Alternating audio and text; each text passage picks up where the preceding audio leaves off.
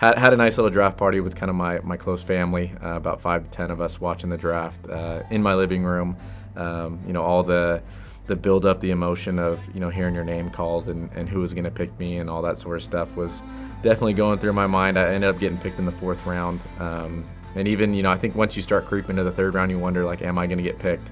And all that sort of stuff starts to settle in, and then once you finally see your name kind of pop up on the Ticats, the phone rings, Coach O's calling, it starts to set in that that a team picked me, that they believed in my abilities, and I was drafted was a real surreal moment for me. My Canadian roots I've always been proud of since I was a kid. When I first found out my dad was from Edmonton, and I had the Canadian citizenship and all that, visiting Edmonton as a kid and just really being able to embrace that.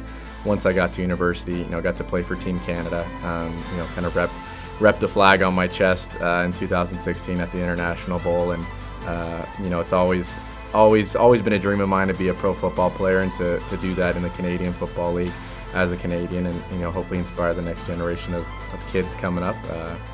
Just something I really honor and take privilege in doing.